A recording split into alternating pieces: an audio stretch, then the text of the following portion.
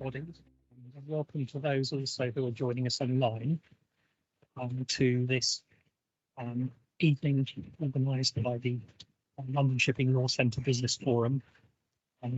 Welcome also from Squires, who I work for as a consultant, and I'm also on council at the London Shipping Law Centre.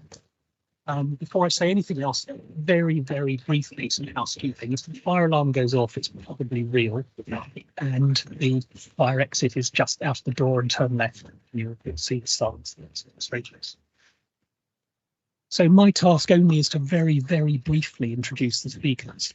The chairman is Sir Jeremy Cook, who I remember from almost the beginning of my career as a very well-known and successful silk at 7 kbw. He later went on the bench and I believe became head of the commercial court for a few years.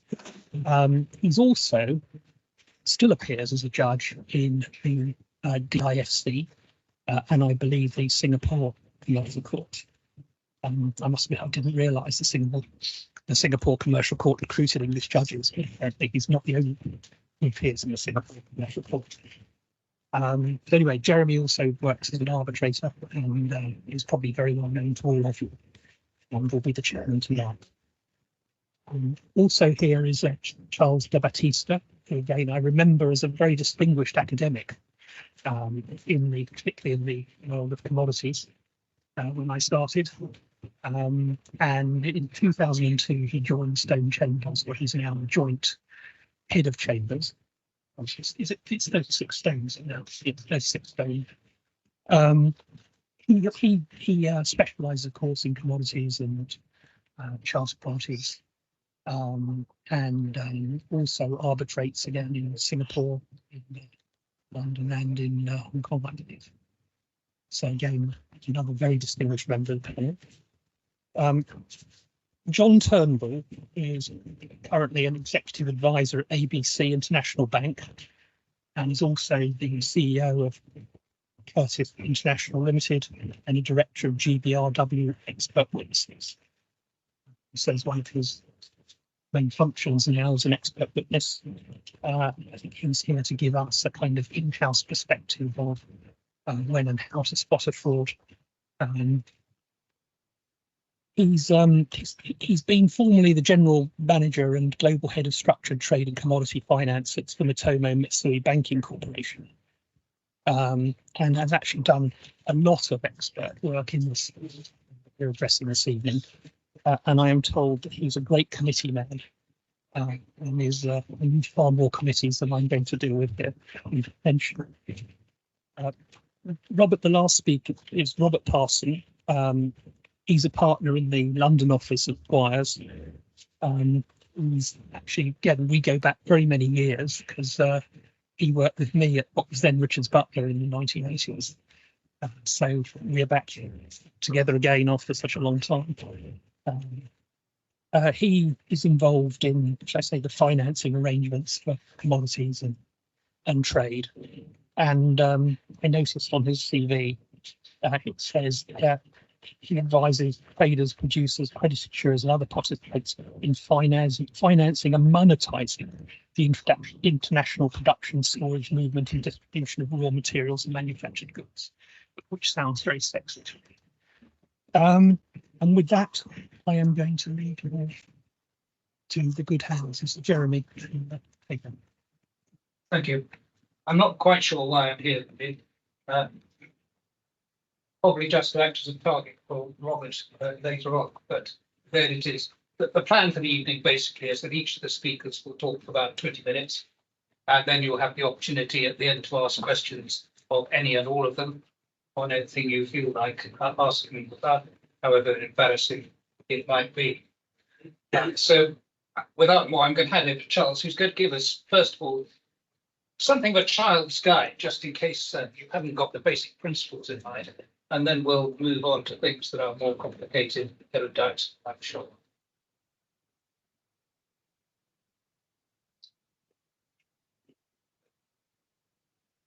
Thank you very much.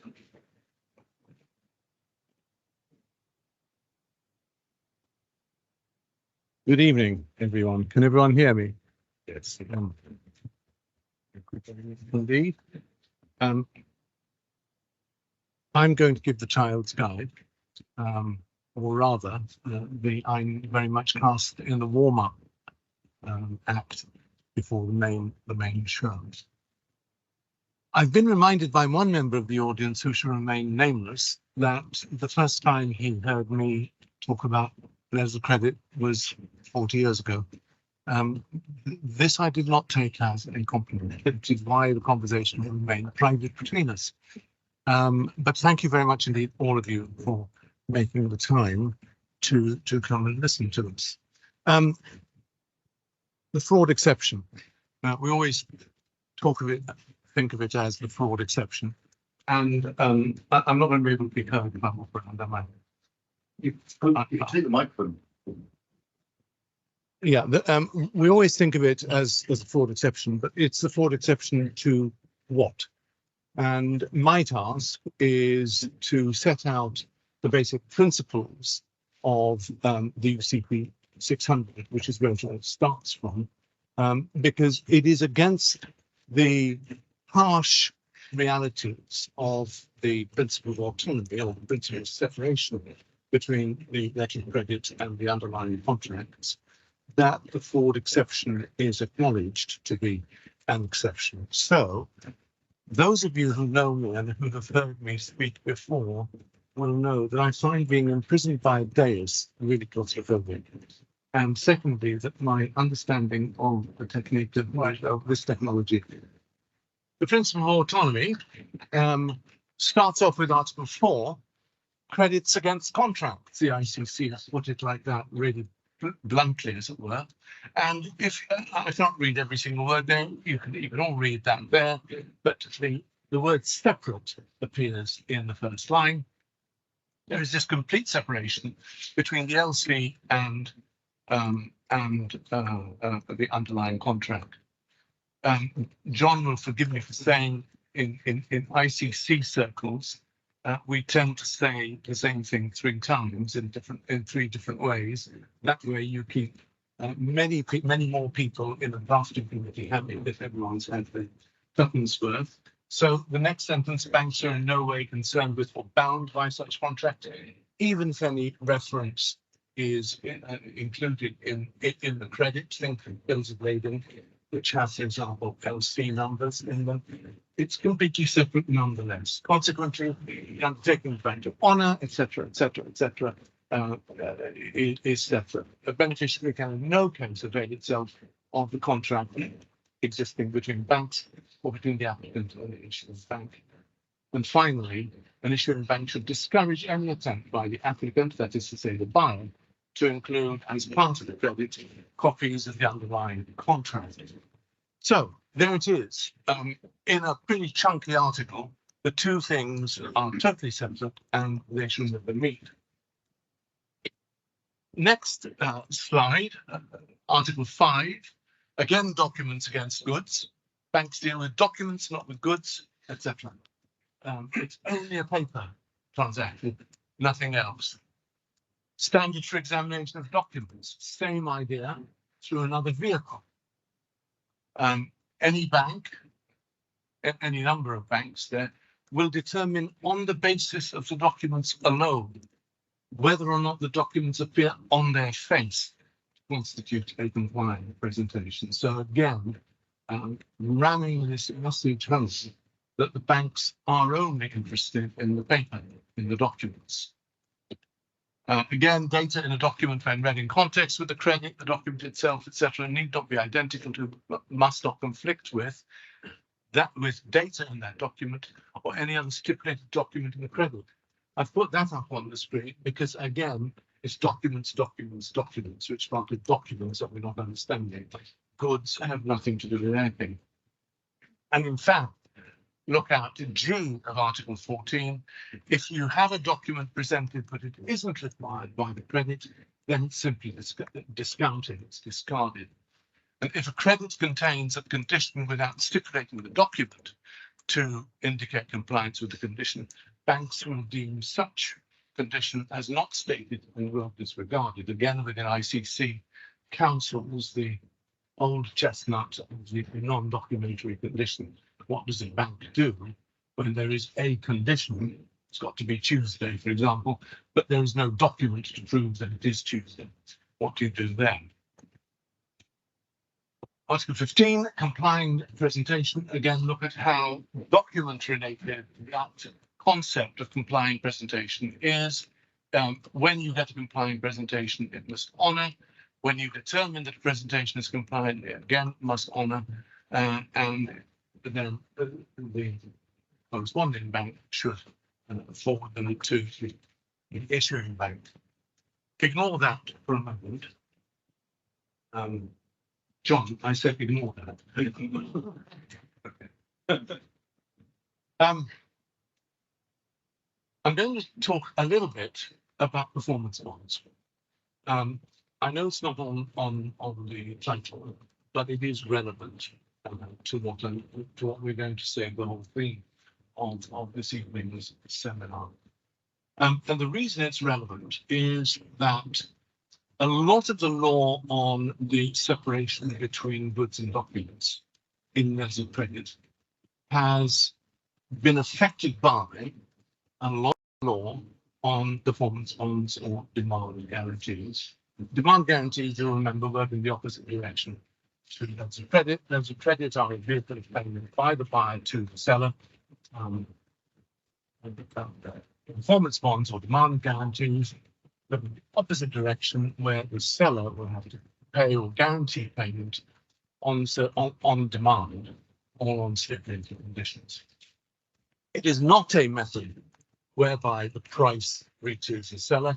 It is a method whereby the buyer clobbers the seller in case the seller doesn't perform his physical obligation.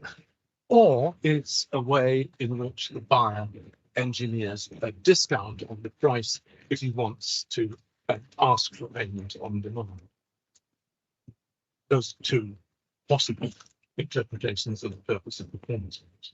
Now, the reason it's relevant to what we're going to say throughout the evening today is that just as there is a fraud exception in letter of credit, so there is said to be a fraud exception in performance bonds or in demand guarantees. In fact, the oldest case on this is a case in which Lord Denning gave the judgment, the Edward Owen case, where the point of the two, that the two instruments, letter of credit and performance bonds, are mirror images of each other. It's where the whole idea comes from. It says the performance bond is just like letter of credit, completely separate from the underlying contract. There is only one exception, it is fraud. The difficulty with that is that with less than credit, if Chris is a confirming bank and I tender documents to him, we understand what fraud means there. Well, we think we understand what fraud means there. There is fraud in the documents. It's a non-compliant presentation because there is fraud in the documents and fraud unravels all. But there are documents there that are fraudulent. How do you interpret fraud if there are no documents to present, which in performance bonds there typically aren't? You don't normally tender, you tender the demand, and that is not a document. It isn't a third-party document like an SBS certificate, a label or whatever. You just ask for money and you get it if it's a demand guarantee. So when we say, when Denning told us there is only one exception, it is fraud, and then there was an accretion of case law, fraud in the documents or fraud in the transaction. What was fraud in the transaction? In letters of credit, we've moved away from fraud in the transaction because that's too far distanced from the principle of autonomy or separation. But in performance bonds, does it make sense? And some of us will suggest that it does make sense to have a wider concept of fraud because there you don't have documents against which the obligation to pay by. We've been around talking about this credit and such like for some time. you tend to be revisited by things you've written 30 years ago. And when I was prepping for this, I looked back at my Dorian Gray portrait up in the loft and found an article there. And it was called Letters of Credit and Performance Bonds. Are they mirror images of each other? And looking at the writings in the judgments since then, it was always thus. Nothing ever changes, which is handy. Things do change, of course, but the debate is exactly the same. What you have up there is an extract from a judgment by the Supreme Court of Canada. I thought I'd leave Far East judgments to others, but this is a judgment from the Supreme Court of Canada. And you can see here, you'll see in the title for today, Squaring the Circle. You can see here the dilemma which banks find themselves in, not stealing Banker John.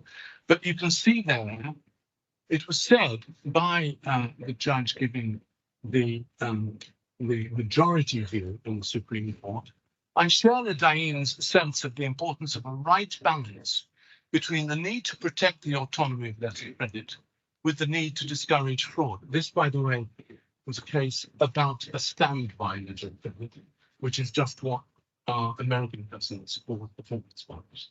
Okay, so this again is a case which shows the similarity between the two. And in the Supreme Court, it was said, I share the Danes' sense of the importance of a right balance between the need to protect the autonomy of letters of credit with the need to discourage fraud. The exceptions should be sufficiently inclusive to capture most fraudulent conduct that should not be facilitated through letters of credit. At the same time, on the other hand, if the fraud exception is too inclusive, letters of credit will become much less reliable. Balancing these two concerns requires this court to set a high bar for fraud, which should be obvious before an issuing bank refuses to honour payment under a letter of credit. On the dissenting side, we have this judgment, with this extract. Banks are faced with a dilemma. Making a wrong assessment of whether to honour the demand for payment exposes the bank to a lawsuit by the beneficiary. However, by paying out, bank risks failing to obtain reimbursement from the principal.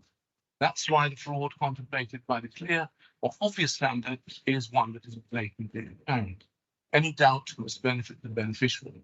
Fraud must not be open to interpretation, otherwise doubt will necessarily favour the beneficiary.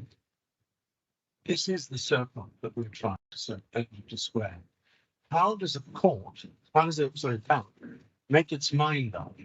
Is there fraud in the presentation itself, which therefore allows it, in fact, compels it to refuse to honour credit?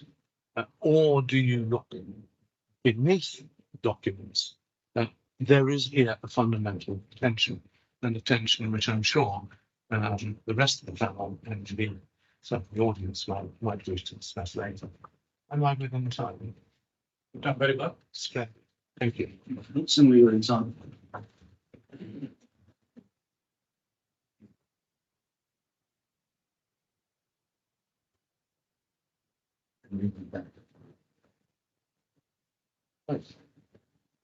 Well, ladies and gentlemen, just echoing Graham's welcome earlier. It's great to see you all here on a balmy May evening. Lots of other things to be done. The queues are forming outside the bar. Let's just quickly move on to the page where we're going to start. Super. A couple of things about fraud. Fraud in trade finance generally, and in trade generally, is to some extent overblown. I think it gets lots of headlines when it happens. It's certainly the case that when it comes in sort of tsunami waves. If you think back to 2010, around then you had the Qingdao fraud, which affected a number of banks, something around 10 billion of losses then. The frauds in Singapore, 2020 to 21, caused somewhere around about $6 to $7 billion worth of losses. not all involving letters of credit, but what tends to happen when you have these cases is that the hardest nuts to crack and the ones where people will fight over tend to be cases where there's a bank at the end of it with a deep pocket that might just be paying out. So of course they tend to be fought over feverishly. We've had already a quick outline from Charles of what the fraud exception is, and it's fair to say that the Unity Merchants case 1983, Lord Diplock's famous statement where the seller beneficiary for the purpose of drawing on the credit fraudulently presents to the confirming bank documents that contain expressly or by implication material representations of fact that to his knowledge are untrue. That is the fraud exception. There isn't another fraud exception. And as Charles mentioned earlier, we owe a lot to the judgments in relation to bank guarantees and performance bonds over the years. So the principle is that if you want to stop a bank paying out under a letter of credit in circumstances where the documents that have been presented look absolutely fine, and if Charles had been given a full rendition of UCP, we would have gone through the whole principle of how documents only have to look on their face to be right. You don't have to go and do a due diligence on the underlying transaction to find out what happened to make those statements correct.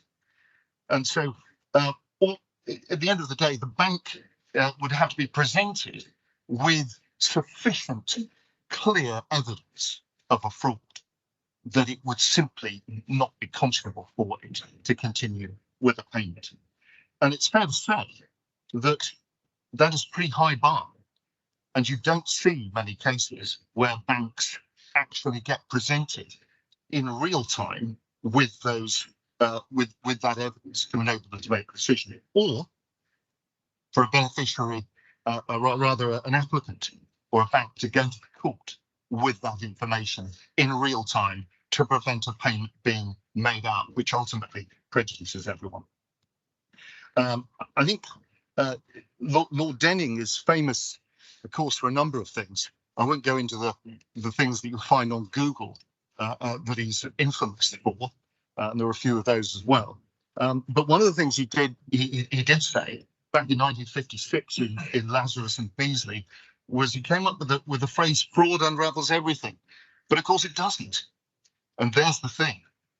Lots of people think that if you found a fraud somewhere in a transaction, somewhere in a connection between parties, then that must enable you to unravel all the consequences. Well, it's not the case. As Charles has very ably set out, unless you're able to show that the documents or a statement made in the documents, and I'll come to standby letters of credit themselves in a minute, you are unable to actually prevent payment. So the fraud must be evident in the documents or the statement that's made. A fraud that someone else has committed somewhere else in the transaction is not a fraud that you can rely on. Part of my current soapbox on documentary credits is that I feel that some of the decisions that have been made recently, particularly that mini tsunami of decisions from the Singapore courts, is tending to blur that distinction. And it's a road I would say that we should not be traveling down. The reason for that is simple. I think letters of credit provide certainty in the way that they've been robustly applied and defended in the courts in the UK. And that's been true as recently as the case involving Macquarie Bank and Banque Continentale Vaudoise in February, where an attempt was made to shift the jurisdiction hearing a dispute relating to payment under letter of credit to the Swiss courts. The reason, of course, that one party wanted it moved to the Swiss courts is that the Swiss courts do take a different view about how you would apply the fraud exception. And despite the fact that there was no evidence here that the party wishing to enforce the payment obligations under letter of credit had any complicity, nevertheless, had they heard the case ultimately in the Swiss courts rather than the English courts, that could have been the consequence. The English courts refused to go along with that application. The result is that the case then dealt with here, and the likely result would be that the party seeking payment will be paid.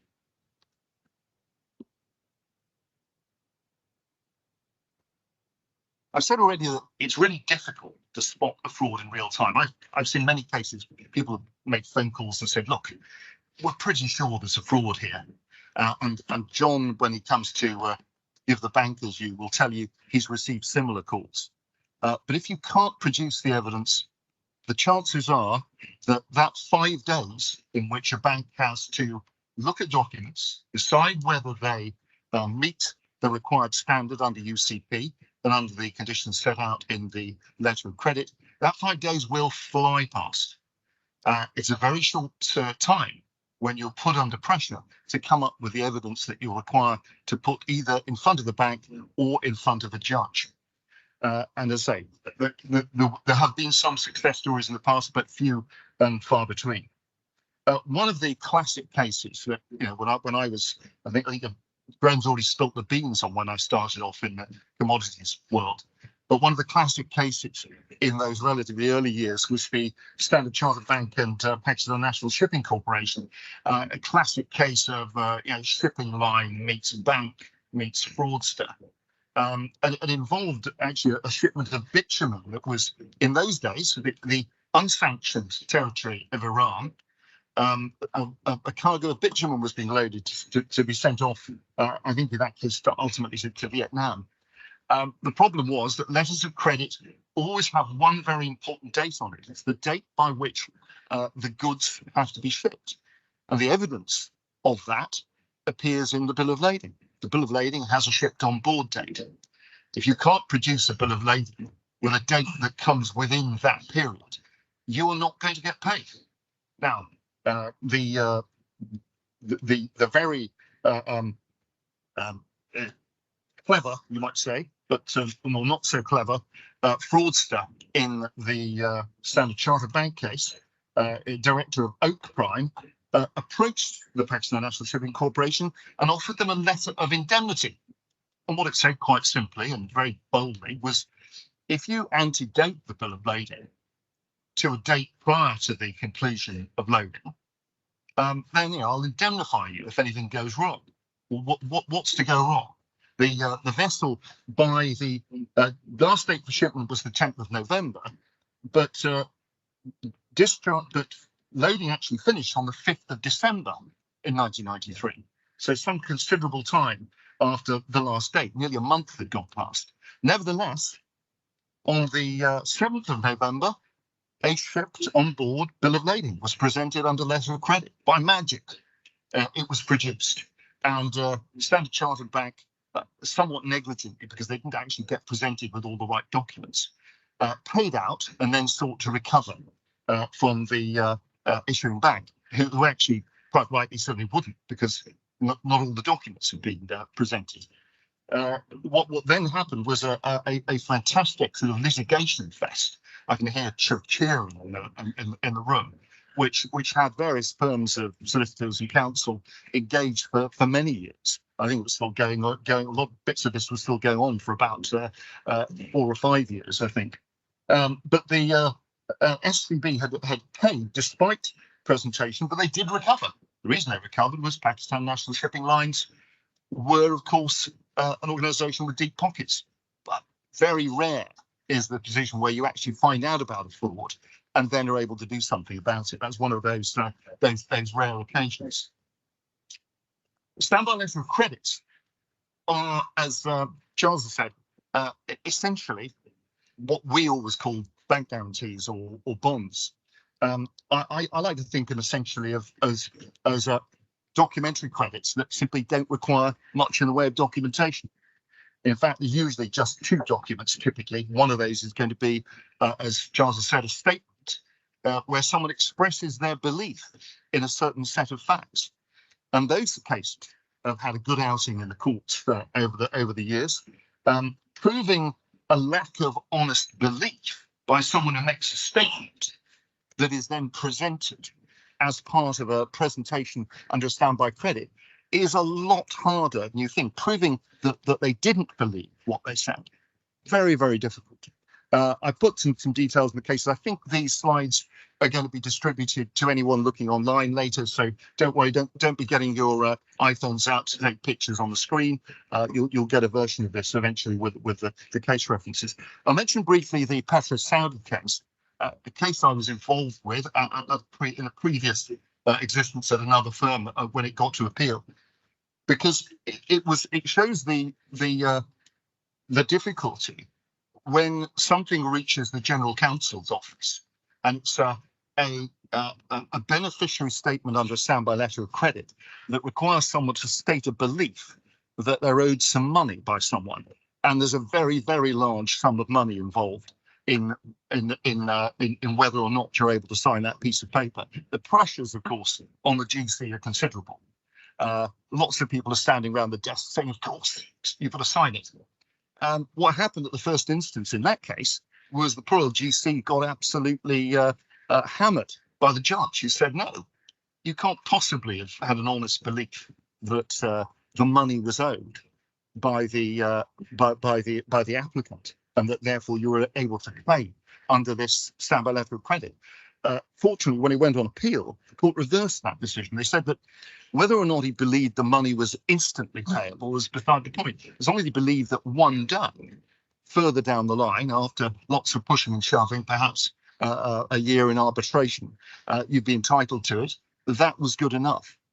And I think that's one of the, just marks out the difficulty in actually getting within the fraud exception, whether it's a document or whether it's a statement. The way that the English courts have protected this patch has actually given, sort of, to some extent, breathed new life into letters of credit, but certainly has made people view them as robust instruments, and they're very, very important in international trade. Of course, as we spoke about earlier, fraud has played a very big role in some of the commodity trade insolvencies in Singapore. $6 to $7 billion worth, as I said. Not all of those involved LCs, but there are lots of cases involving LCs, which we're now seeing judgments from. I'm going to be a little bit careful here, because I'm about to talk about a case in which Sir Jeremy sat as the judge in first instance in the Singapore court.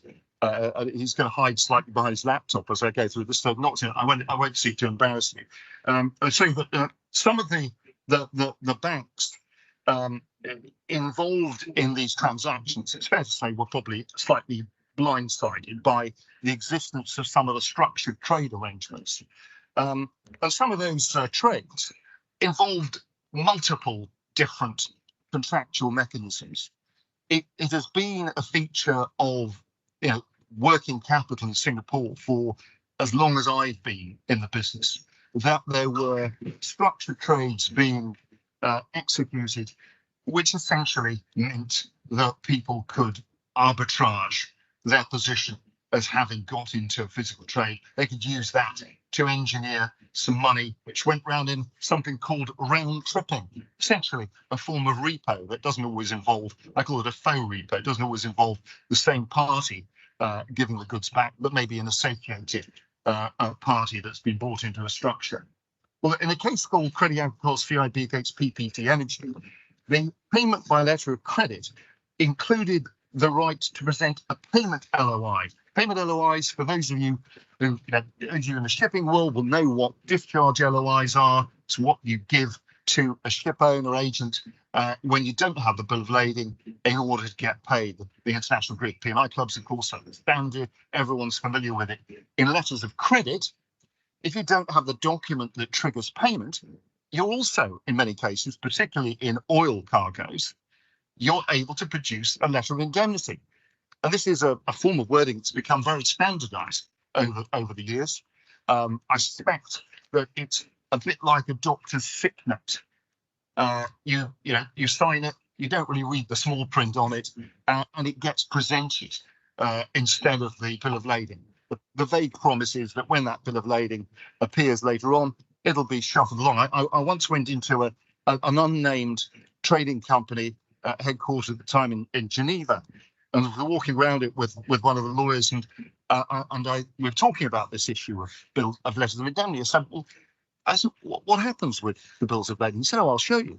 Went over to a trader's desk, he pulled open a drawer, and there were about 100 sets of bills of lading sitting in the drawer, had never gone anywhere. And that's the reality of what happened in many of those transactions.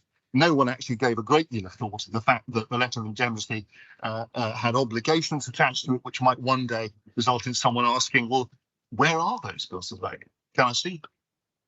So let's have a quick look at CASA and PPT. No prizes for spotting that my first degree was not in computer design. I'm afraid this is as good as it gets in terms of my ability to manipulate shapes in a PowerPoint slide.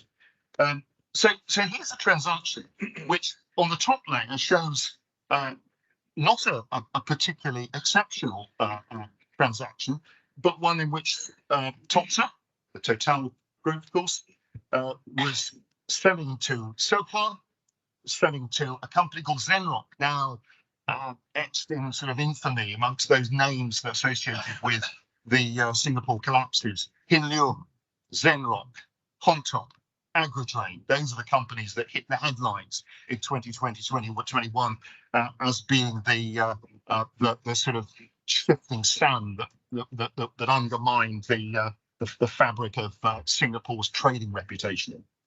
So this was a transaction in which after Zenrock, lo and behold, the goods were going back to Topsa. So it was already a form of structured transaction. But within that structure, Zenrock had engineered another structured trade in which they were going to sell the goods to a company called Shandong Energy, and they were going to sell to PPT Energy. And PPT Energy were then selling to Zenrock. For those of you familiar with the way that contract law works, I hope that's pretty much everyone in the room, you can engineer pretty much any form of contractual passing of title, provided it happens in the right order. You've got the right to do it, and the documents that you produce ultimately match that. Actually handling shipping documents, as we all know, doesn't necessarily mean that title passes. It depends what the intention was in the contract. So many of these transactions didn't actually involve original documents passing at all. Some of them involved letters of indemnity. Some of them even involved copy documents. But wouldn't be a great surprise if you were sitting in a bar in Singapore in 2017. I won't say 2019 because Singapore closed down during COVID. But in those days, to hear that these sorts of transactions took place. So CASIB were Zenrock's bank. They issued a letter of credit. Documents including this payment letter of indemnity were then presented. And Zenrock, who'd instigated this round-trip structure, had managed to persuade CASIB to issue this letter of credit by a not terribly sophisticated means. They had taken the contract which they'd originally got with Topsa at one price and marked the price up by about $3 a barrel. The consequence was that they got a letter of credit issued for a much higher amount than was originally intended. So, of course, Zenrock, who were the applicant, I stress the applicant for letter of credit, had effectively set out to defraud CASIB by lying about the underlying contract. So something bad had happened. There was a fraud in the transaction, as Charles said. So PPT Energy, the beneficiary, wasn't alleged to be a fraudster, but they merely came by the documents through the structured trade arrangement. Letters of credit, as we've heard from Charles, involve looking at documents, seeing what they look like on the face, not investigating the underlying transactions. And that's what the banks are meant to do. So the first tier court in Singapore held I would say rightly, and that's not just because Jeremy's sitting about 2 meters to my right, held correctly that there was no fraud in the documents of the presentation, despite PPT's lack of inquiry as to background, because there's no reason for them to do so. So there was no application of fraud. But there were no forged documents in the presentation. Yes, documents had been forged elsewhere. They'd been altered, but they weren't being presented to the bank under letter of credit. So that's the position. But one of the documents was the LOI, and that included a warranty as to PP2's marketable title to the oil. One of those lines in that LOI, yeah, your eyes have probably glazed over it when you've seen it 100 times, and no one spent much time analysing what the effect of it was. The Singapore court upheld that the fraud exception would not apply, but then, in what I would suggest was perhaps a backdoor remedy, looked closely at that LOI, and they took the view that because of the consequences of the fraud, the consequences of the crystallization of securities which Cassett had against Zenrock in relation to the documents and other banks, that in fact that marketable title warranty wasn't worth the paper that it was written on. And on that basis alone, they then swung this decision in favour of Cassett. It's fair to say that following that decision, there's been a further decision, which I would say has pushed the envelope in the wrong direction. In the Winston Oil Trading and Overseas Chinese Banking Corporation case, there, the court took the view that Winston Oil had been reckless, that they should have looked more closely at the transaction, at the circumstances surrounding the documents. Again, moving away from the basic principle that the documents and the documents alone are what are important in a letter of credit transaction. And actually, they applied, they applied Derry and Peak, an 1889 case, which said that a party can be fraudulent if he either knows a statement to be false, doesn't believe in the statement, or is reckless as to whether it's true or not. So we've got the Singapore Court of Appeal hurling back at us Queen Victoria age judgments in order to justify the way that this case was overturned. Getting quickly on from there, it's worth just saying that fraud in the transaction which induces a bank to issue an LC, if that is done by a party and the beneficiary knows that that's the case because they were involved and complicit in that fraudulent conspiracy, then of course, quite right, the courts will unravel everything. And it's one of the few occasions where Denning's prophecy that fraud unravels everything might come true. It will, but only if people know, they actually know that wrong has been done. And it's worth just saying that is not an exception to, or an extension rather, to the fraud exception. It is something completely different. It's essentially being part of a fraudulent conspiracy to induce a bank to issue a payment obligation. And quite rightly, on an entirely separate basis, the courts will prevent enforcement of the LC. Worth just mentioning that of course illegality, and there's been lots of debate over the years as whether illegality in a transaction undermines it. I think the firm view is that it doesn't. Of course, what is always thrown back at me when I say that is, what about sanctions?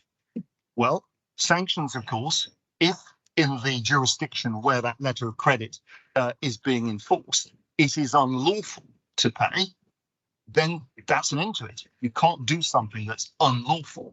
Sanctions clauses, I will beg to say is something we could spend a day talking about. In fact, the ICC Banking Commission Legal Committee, which I sit on, are re-looking at the advice they gave about this just a couple of years ago, because there's a slight change of mind as a result of recent case law. But it's worth just mentioning that one of the other cases amongst this tsunami of litigation in Singapore is the case involving Cavera Resources and JP Morgan. And what that decided was that sanctions clauses do indeed work. But in this case, the court was very picky about whether or not JP Morgan had done enough to do what they said they were entitled to do and check under the sanctions clause. So it's another issue altogether. But that brings me to the end of my bit of this. John, I'll Just put up your last slide. yeah, which one? Next one. That one? That's The one with the diagram? I've got slide 9 on my computer. All right. Okay. If the beneficiaries specifically, which is there you go. There we go. Yeah. Yeah. So Some points you were just. yeah, so solar industries, for those of you who've been in the around the block in trade, was back in 2000 was the cause célèbre in trade fraud. It involved a guy called Madhav Patel, who actually set up store, I think, in a trading estate somewhere in Essex. And by the time the investigators and the banks went down to check what this massive commercial empire looked like, because they had letters of credit issued by literally dozens and dozens of banks across the Gulf, the UAE. I think 26 banks in the UAE alone, I think, lost about 500 million in this fraud. They arrived to discover a small cubicle. I think there was a dog's bowl which had water at one stage for his dog, and one computer, one printer, not much else. And he had managed to engineer an absolute global fraud from these humble origins. So in that case, the courts clearly took the view that because there was complicity, and I think many of the banks involved in confirming those credits, importantly, knew a lot more about what was going on by the time that the fraud was uncovered than they'd let on. And for that reason, it's the case that the number of the banks, in fact, the confirming banks in London ended up losing out or having to settle out of court. I know because I was involved in some of those negotiations. But that I think brings us through to your go, John. So I'll leave you with that. And there we go. I'll comment on the solar one because I've been a witness of one of the solar cases some many years ago. But anyway, thank you for the invitation to speak to people. I'll try not to overrun. It's a very difficult topic, as you've heard from both Charles and Robert. Almost impossible for banks, in the time that they have, to decide whether a document presented meets the test of a fraud. So how do we actually deal with that as a banking practice point of view? What should we be doing? An interesting contrast, what Charles has discussed in the context of the UCP, and I'll also look at very briefly as to what actually happens in practice from a bank who are agreeing to finance a transaction. Because the fraud exception, certainly in the UK, is very narrow. The point made about other jurisdictions is such that it's quite distinct from the way the UK and the English courts have worked. I think back in the mid-80s, when I was working for a Swiss bank, we heard that there were 5 injunctions a week to block payment under LSLCs in Switzerland. I don't think it's perhaps the same now. And the Swiss banks were very upset by that and actually blocked any future relationship with anyone who injuncted them. And the injunctions were generally lifted quite quickly, but it was very much a distraction to international trade. To the extent that the bank I'd worked for, which was one of the big 3 Swiss banks, we were confirming LCs in London for our parent office in Zurich because there was a concern about the potential for injunctions put upon the bank. And that obviously, a family bank wouldn't have been impacted by that. We would have still had to pay. And these are large oil transactions. So looking very quickly, what do banks have to do? What's their obligation? The autonomy principle Charles has gone through very eloquently.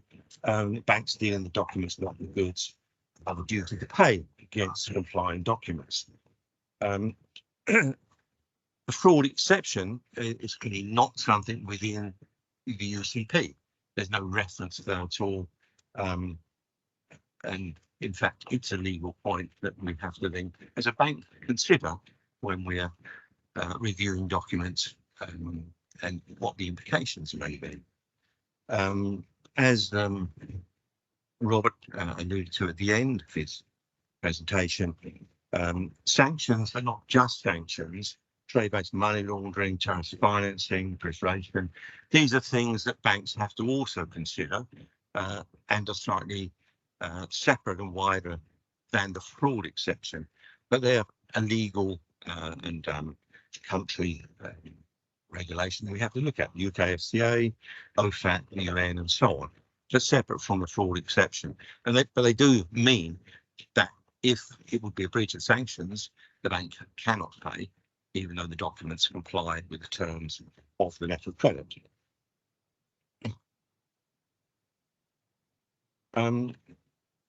Moving on. So, as Charles has said, they're separate. There's nothing in UCP about the fraud exception.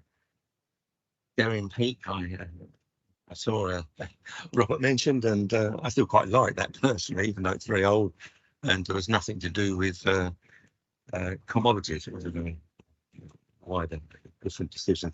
What are the bank's options when faced with the knowledge that documents may be fraudulent? It's, as I said and heard, very difficult. The banks have 5 days in which to check the documents to determine whether they're in order.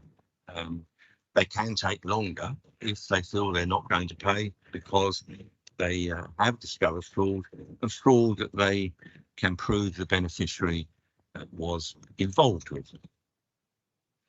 But the possibility to get an injunction to block payment in England is very remote. In the 40 or so years I've been working in banks, I was only injuncted once. And in that instance, it was a commodity trading situation. Our client was issuing LCs for them in favour of sellers in China, and I was selling grain. And the client was a very big trading company in Switzerland, doesn't exist anymore, but at the time it was very significant. It came to us, when we get the call to the bank and they say that you mustn't pay. There's a fraud. The goods are not what they're supposed to be. And we looked at this. They were one of our major clients. We were issuing a lot of LCs for them. Generally, in those days, $1 million each, but probably 30 or 40 a month. So it's quite an active client for an agri commodity. And we said, well, you know, if we have no proof of fraud, we have no choice but to pay under the letter of credit. But they managed to get an injunction, and they got that because what they obtained, and we don't know how they obtained it, but they did, was a copy of a letter of indemnity that the beneficiary, Chinese beneficiary, had provided to the shipping company to give a clean bill of lading, despite the fact the grain was infested with weevils and all sorts of rats and everything else. So the goods were not fit for human consumption. So on that occasion, it was an injunction granted, and we could not pay until eventually there's a price rearrangement with the two parties, and they're selling the goods to the products being distributed for animal feed rather than human consumption. But that was the only injunction, and I think it's a very good thing because it gives certainty in the English courts. You see a lot of cases that perhaps would not have a natural sitting place within England because of the strength of the promise that is supported under letters of credit. We find English law used very much in commodity trade around the world. So getting evidence of fraud of the beneficiary is very difficult. This was one occasion where there was evidence. Beneficiary had given the indemnity, he knew what he was doing, and he had the bill of lading fraudulently adjusted to show a clean bill of lading and removed all the detrimental clauses from that. And so we've looked at those 2 points. The fraud being called to the bank's attention. There is a fraud exception. The bank should not have to pay if there is fraud, and it's fraud to the knowledge and involvement of the beneficiary. But of course, as Justice Kerr stated, it would damage international trade and certainly the reliability of the letter of credit promise if it was interfered with too often.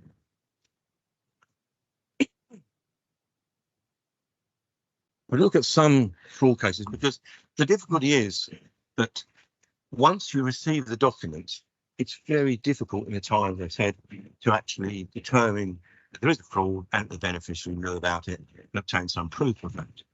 The key thing really for a banker in these situations is its due diligence before it's issuing the letter of credit, before it enters into a relationship with the parties that are buying the goods, that it becomes its customer. And look at a few examples of that, because this really is the way that banks operate.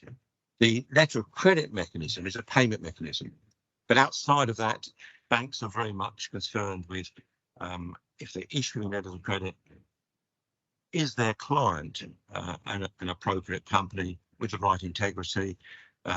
You will find that the fraudsters over the years have been very plausible about what they're about and how they operate. We'll talk about in Lyon in that context. A company had been operating for 50 years at a very good apparent track record. But before we move to that, Robert mentioned solar industry. I had met with Mr. Patel a number of times in Sharjah, where he had an aluminium smelter. The problem we have with documented credits is that they're all about documents.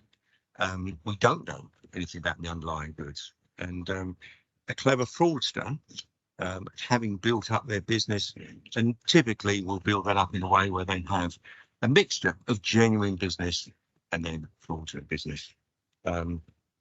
Solo had been operating for something like 18 years. So they were not a new company. They had a good track record. Mr. Patel's office in Sharjah was lined with awards he'd got for being the second biggest trading company in Sharjah. I'm not sure that makes it very big, but anyway, that's what he had. And he was very plausible. He said, Mr. Turnbull, you know, I don't know why you've come to see me. We don't need another bank. We've got so many banks want to work with us. You know, the typical thing. And oh, we must try harder then. How do we get into that relationship? Because they were considered a very bankable company. Most of the UK and European banks were financing them, and lost quite a lot of money. So, but Patel was very clever. He had the access to the shipping company. They produced the bills of lading. I acted as an expert witness on the third of those cases, the FUNB versus 5 Arab banks. And I think looked at about 10,000 sets of documents at a law firm's office over a number of weeks. And very difficult to find anything wrong with them at all.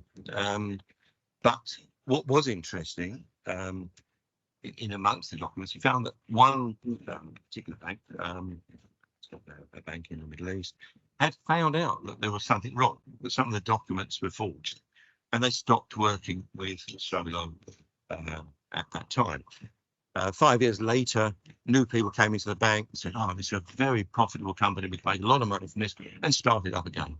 So you get the banker's greed and the naivety sometimes in that situation.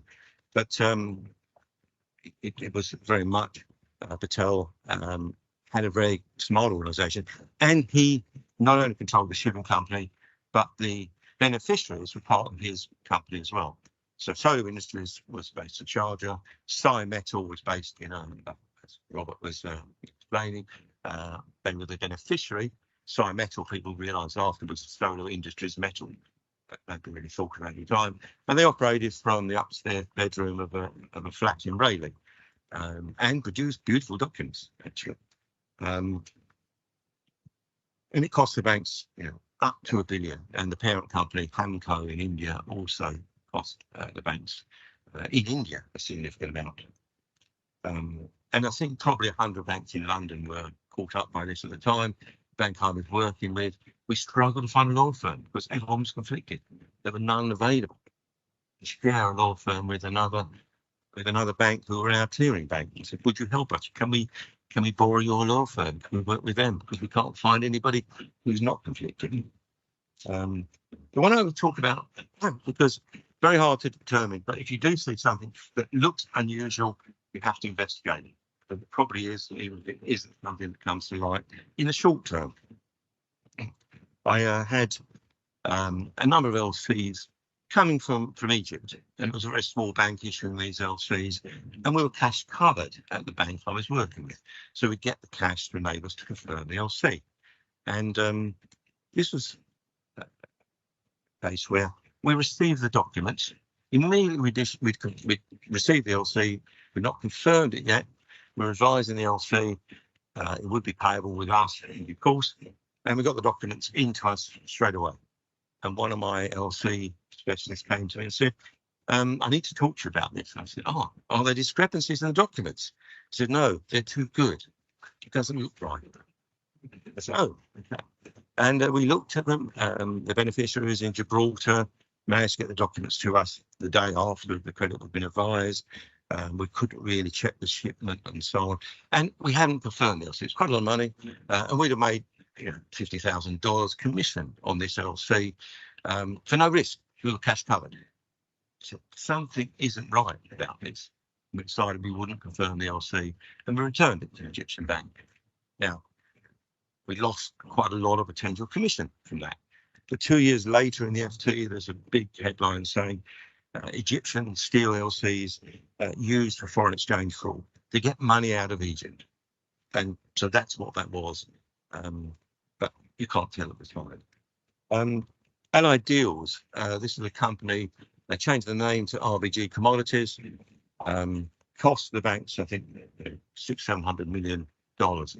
I inherited Allied Deals in the USA as a client, and very nice business to have, in that we were financing business, and the ultimate source of repayment was finance the purchase, and then the sale was going to the US Mint.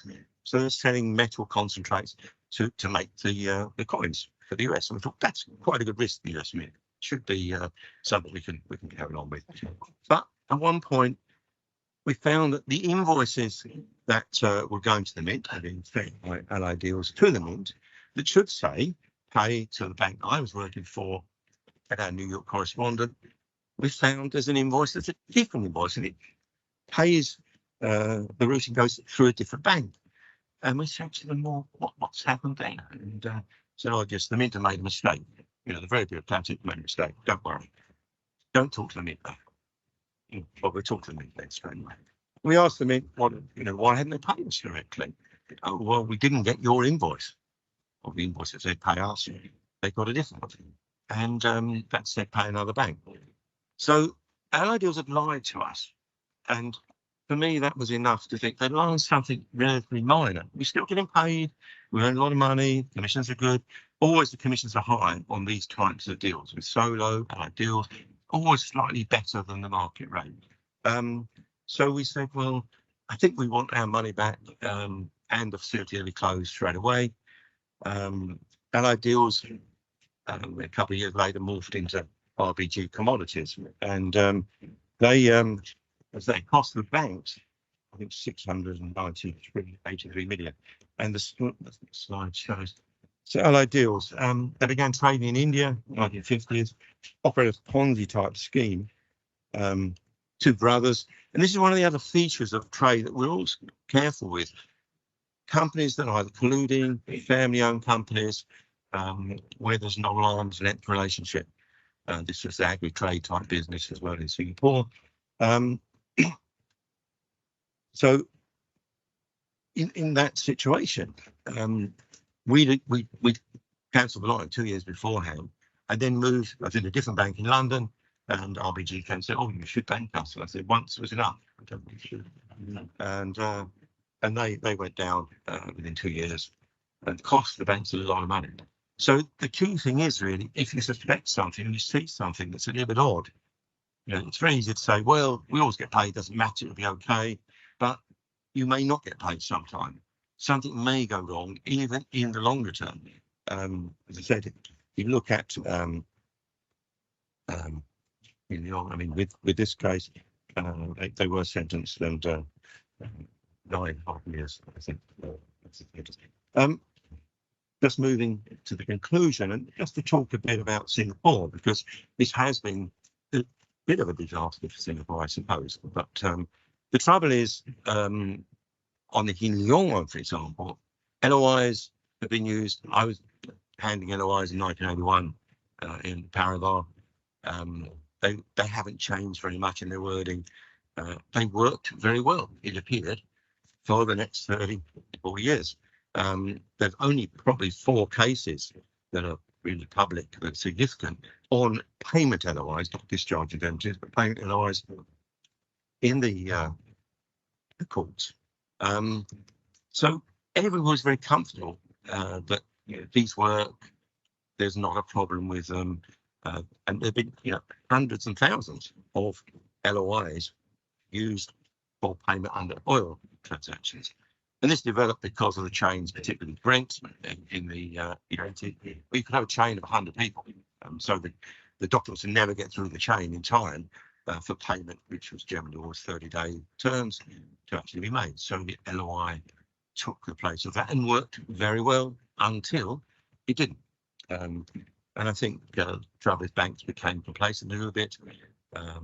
Back in the 80s, you'd have the LOI addressed to the bank and the bills of lading. That even doesn't always work, but it's better than what was happening for the most part in Singapore, where bills of lading typically were not to the bank's order, quite often to Hin Leong. And the LOIs generally also were not addressed to the bank. So the bank's exposure was there. And again, the fraudsters, Hin Leong didn't expect to begin that. Of course, they started as a bunker fuel trader, taking petrol bunkers to the ships 50 years before. OK Liam was a very charming guy, didn't speak much English, or appeared not to. I've met him a number of times. But they had, over a period, they could see how easy it is to commit a fraud or to just raise funds with documents. The banks, we've talked about dealing with documents. The problem with documents is that they can be altered, changed very easily and look like they're OK. They don't necessarily represent the goods and represent a genuine transaction. And one of the features with Hin Leong, that they were raising funds that the banks generally, in my view, didn't really know. I did a lot of work as advising in Singapore for insurers, bankers, and corporates on oil transactions related to Hin Leong and others. But the thing was, they had flash title trades. So this is a sale where Hin Leong would contract with a seller. They'd issue an LC through their bank, and they would get the documents. They'd pay immediately, but they then get another LC for an immediate sale back to the party that sold them. There's nothing illegal about it, but the banks didn't typically know that was happening. They thought there's a genuine sale in the future. Of course, the sale had already taken place instantaneously. The sale and the purchase back happened at the same second. So the banks haven't got a receivable they're thinking that they would have security over. Now, the banks didn't always do things as well as they might have done, but they didn't realise that these were happening at the time. It's not the same as a sale in a repo where the information is transparent. And particularly some of the structured trades that some of the major, the ABCDs and so on will do. That's transparent as well, where the banks know it's a loan type structure. In this instance, they didn't necessarily know. There was also, of course, multiple financing. Solo, did this very well. They'd have one cargo of lead alloy, and they'd have 5 LCs issued in Dubai for lead silver alloy. So a $40,000 cargo would have 5 LCs for $40,000. Sorry, $400,000. So a $2 million value for a $40,000 cargo. And that multiple arrangement, Hyun did the same. So they were financing the same cargo with a number of banks. And they had the ability to do that, particularly helped by the fact they owned the storage and they owned the shipping companies. They produced bills of lading when they wanted to. And again, it comes down to what sort of due diligence can the bank do? Because at the time of presentation of documents, it's very hard to determine that there may be a fraud, and a fraud that you can't and that you consider you shouldn't pay under. So it's really looking at these things and trying to avoid them before you get stuck in that position. And the bottom line to that is really governance and control of the companies. Is it companies that have family ownership? Of course, it's going to be a problem with family ownership, of course, but there's not always the independence and corporate governance in those type of firms. Where the companies are connected parties, where the buyer and seller are linked for some reasons, this doesn't have an arm's length transactional approach. If you control the shipping line and the storage then that also enables documents to be produced that are not genuine. And the shipment doesn't make economic sense. The transactions don't make economic sense. That is also a factor to consider. And so just to conclude, the last point is that if banks have to really do ongoing due diligence, it's very crucial to be looking at those things. And this is outside of the UCP. This is what banks are doing when they're financing cargo. They've got to consider other factors. You've got to really understand the counterparties and know really that at all levels. I stopped a financing where the company then went into liquidation about 6 months later, but we sort of thought there's something strange going on. We don't get the same story from everybody in the company. Let's leave this for a little while. And the bottom line is, if it looks too good to be true, then it probably is. Thank you. Thank you very much indeed for our speakers. Now is your chance to ask any questions if you'd like to ask of any particular individual, or indeed in general their thoughts that occur to you. Can I give you that so that can go to anybody who wants to ask a question? Yes, or perhaps I should have that. Is that one? This one doesn't. Right. I don't know. Anyone?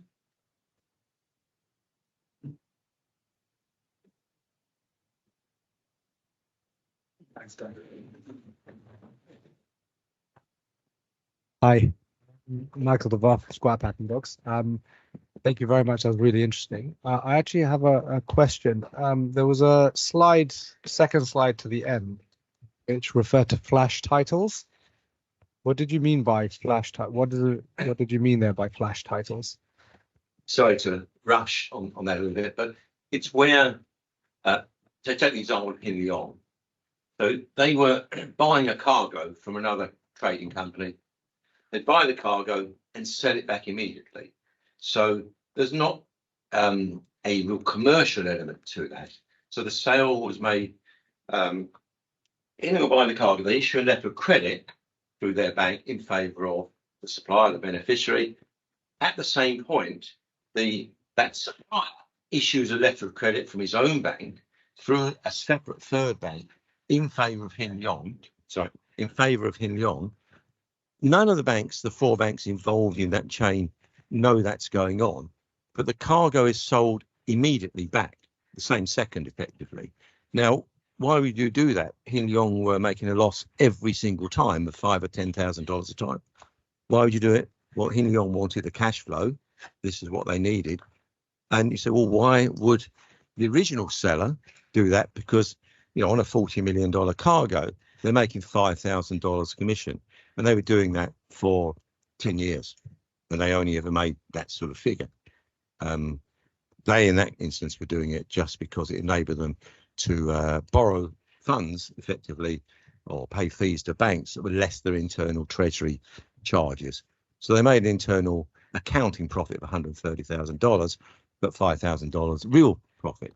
But not everyone was the same as that. But the banks didn't really know, and this was the point that the banks are making. Perhaps they they need to do more to ensure that they do know. But it's very difficult to find out that sort of information because, again, the company involved, Hin Leong, had access to shipping, its own shipping company, its storage, and was considered, a very much a blue chip company in Singapore, 50 years of operation. But does that make clear what the flash title is?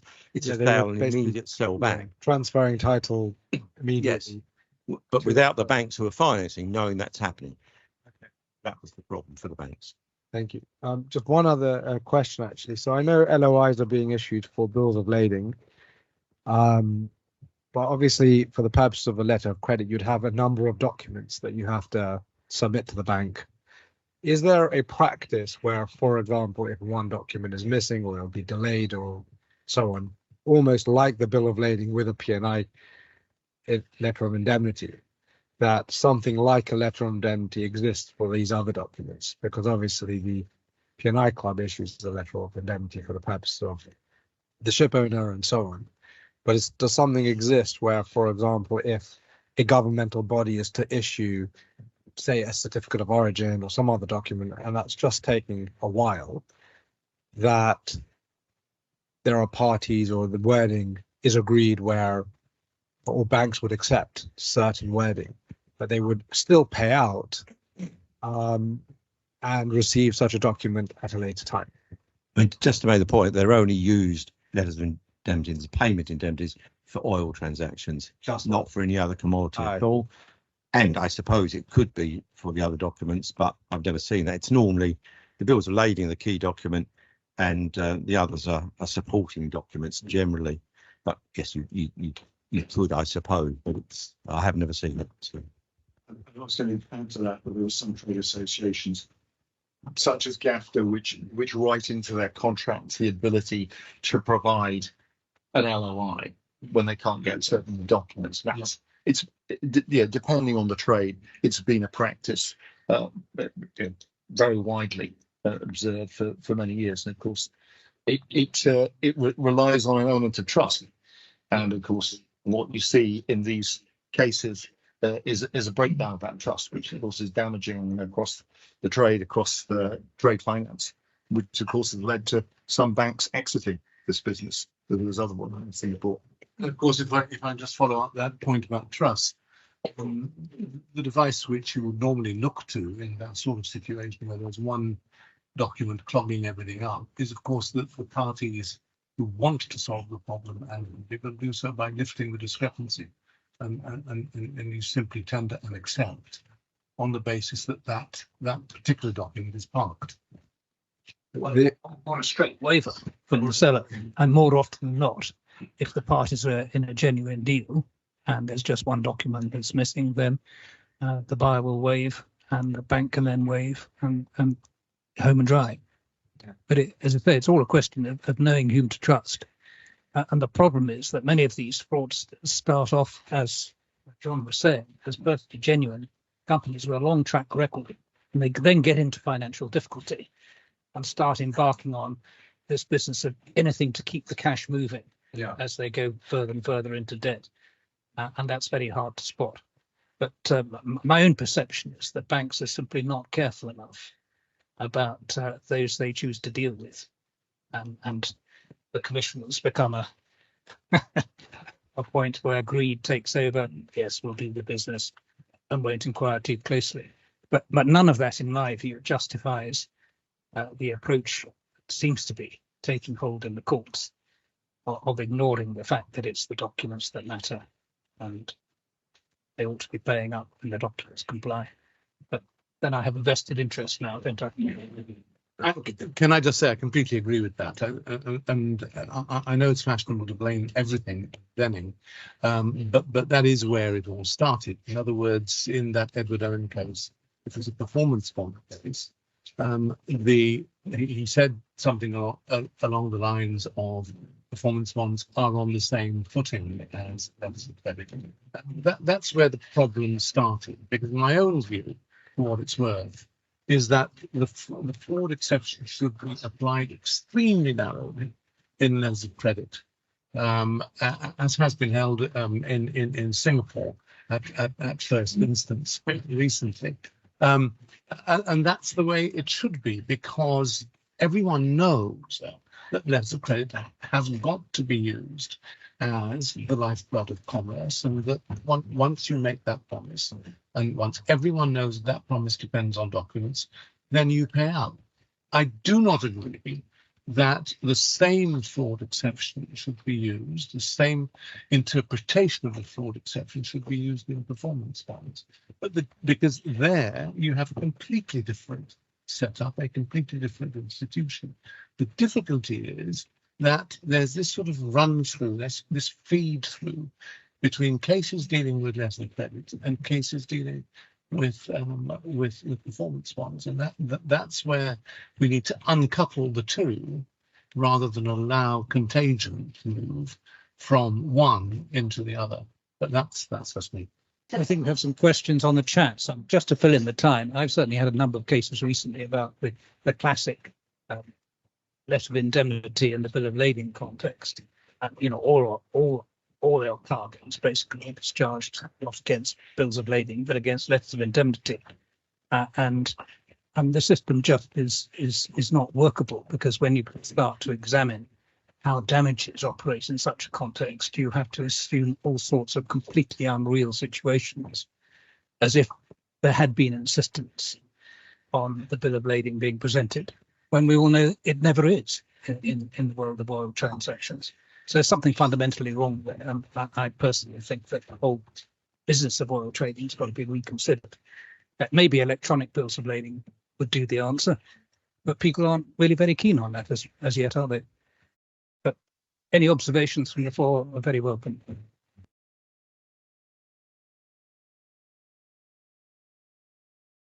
There is a big push for electronic solutions now, and digitalisation and so on.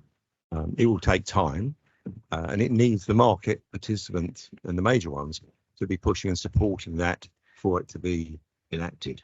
But I think, having seen the problems in Asia, there's a lot more impetus to look for that type of solution to avoid what has happened during the last few years, and the costs to the banks who are financing these transactions, and they're pulling back in many cases.